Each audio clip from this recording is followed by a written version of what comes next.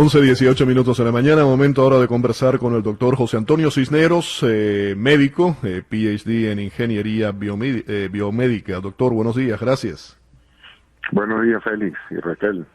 Un placer el que esté con nosotros, como siempre.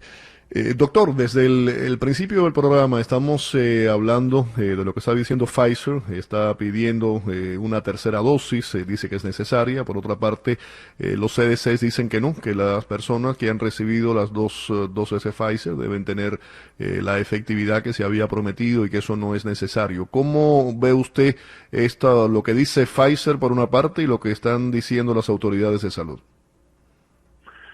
Hay que meter en la ecuación la aparición de la variante Delta. O sea, el CDC está considerando la data presentada por Pfizer que revelaba pues una alta efectividad contra la cepa alfa y las cepas, las otras variantes virales del año pasado, ¿no?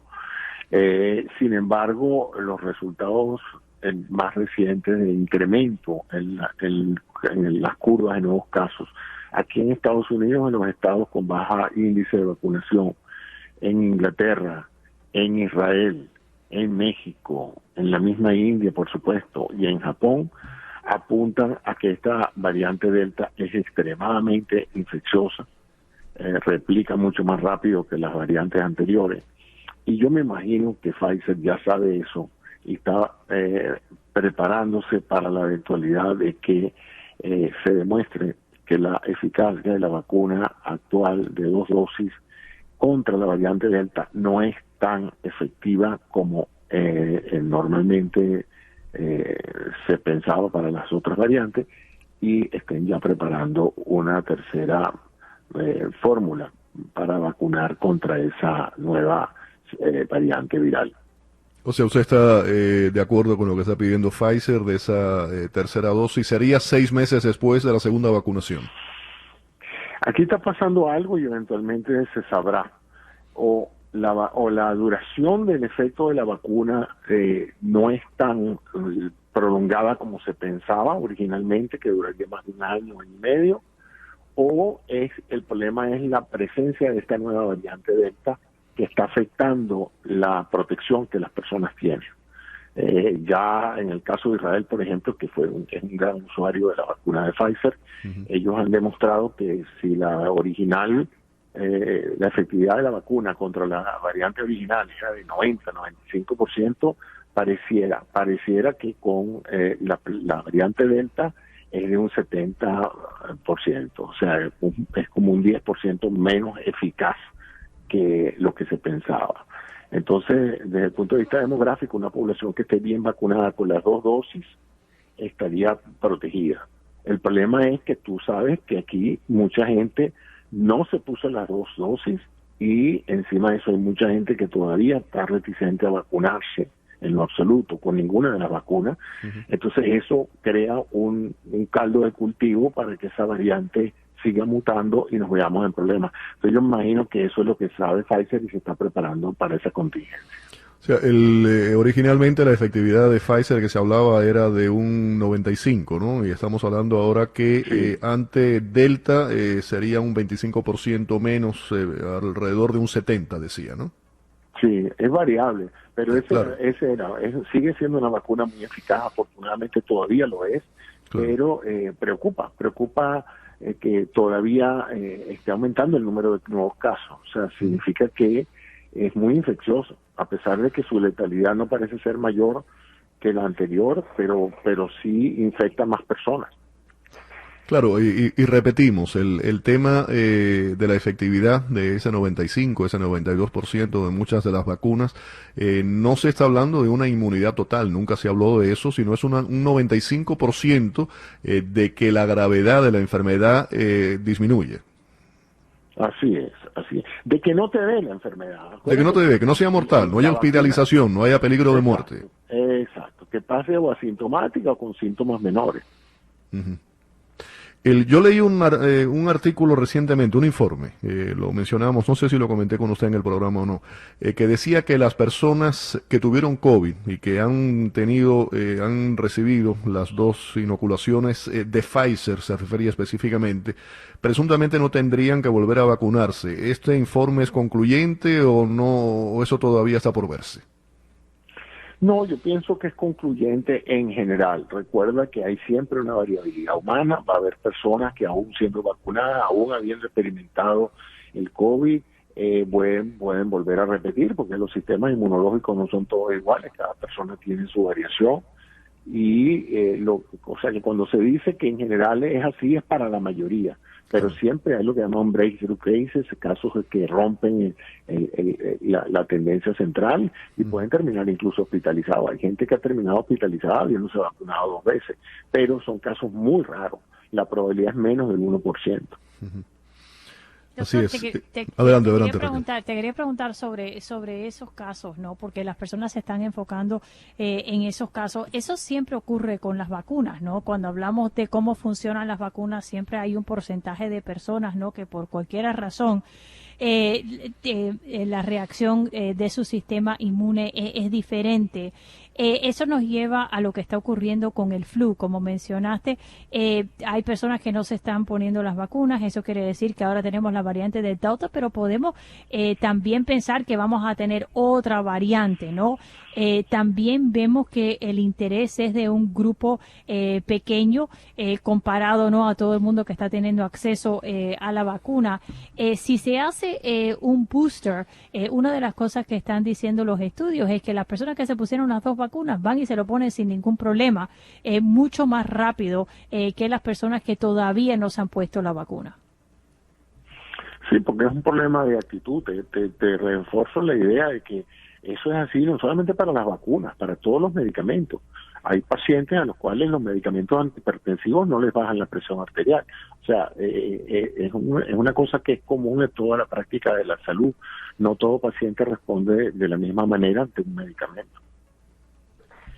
Y cuando hablamos de las diferentes edades, se esperaba, ¿no?, que más personas entre 16 y 16 y 18 y después 12 a 18 se pusieran las vacunas. ¿Qué piensas sobre los adolescentes y las vacunas, la variante de Delta y cómo ese grupo también pudiera ser parte de problemas con otras variantes?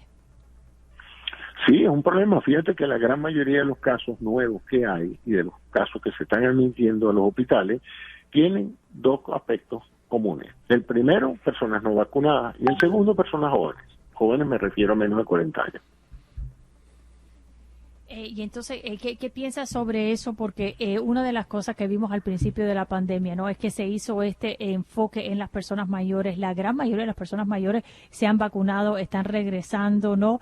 Sabemos que también si se hace un booster, se pusieran el booster, tienen la tendencia a vacunarse, pero el otro día estábamos hablando del estudio de UM que encontró que las vacunas no impactan la fertilidad, pero siguen estos mitos y las personas jóvenes ahora se están encontrando en el hospital, ¿no?, con el COVID, y estamos viendo que aunque hemos visto una decadencia en los números, siguen surgiendo esos casos y no parece tener un interés en ese grupo de vacunarse hasta después que se enferma con COVID.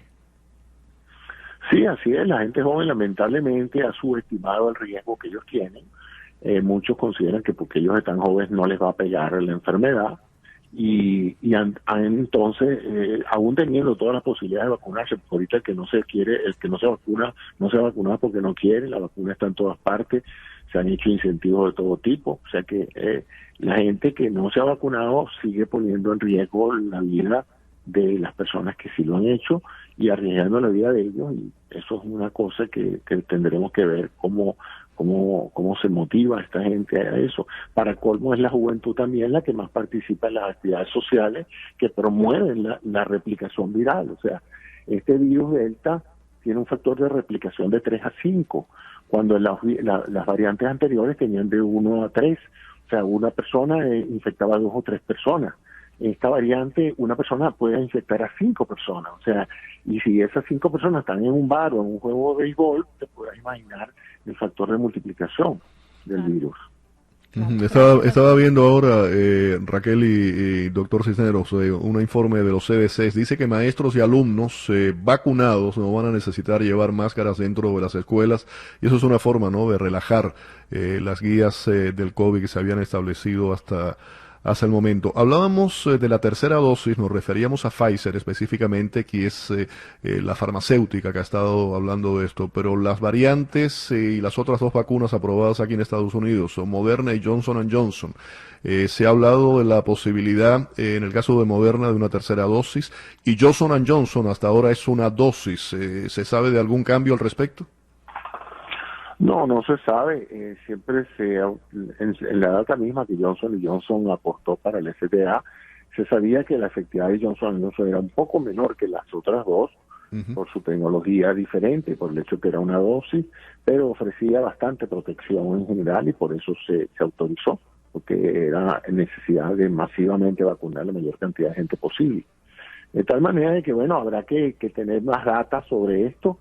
Acuérdate que Johnson Johnson también entra un poco más tardío en el plan de evaluación. Nosotros ya tenemos más de 6 meses de data sobre el comportamiento inmunológico de los pacientes vacunados con Pfizer, pero menos data de los pacientes vacunados con Johnson Johnson. Entonces, yo pienso que el gran experimento es ver dentro de un mes probablemente cuál fue el efecto del fenómeno 4 de julio. Pues realmente ese aumento en el número de tráfico de personas en los aeropuertos, en los eventos deportivos, en los barbecues y en los fuegos artificiales, si eso se traduce en una nueva ola de casos, o si por el contrario podemos respirar un poco más tranquilos y sentirnos confiados de que la campana de vacunación funcionó.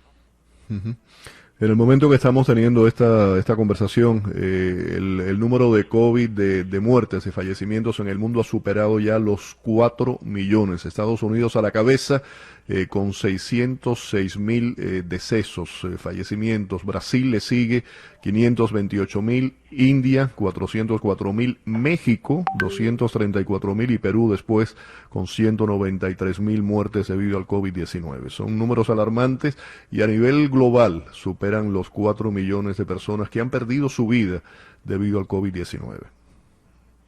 Y dependiendo de las decisiones políticas que se tomaron en los diferentes países, muchas de estas muertes han podido haberse prevenidas si los políticos hubieran actuado con mayor agilidad a la hora de restringir las actividades sociales y culturales de los países, ¿no?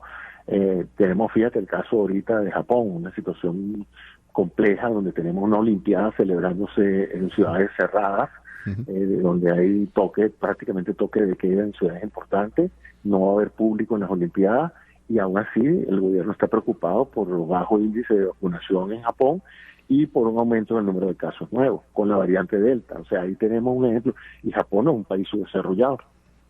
Claro. Entonces, ¿qué pasó en Japón? No sabemos, pero obviamente las cosas no están bien ahorita.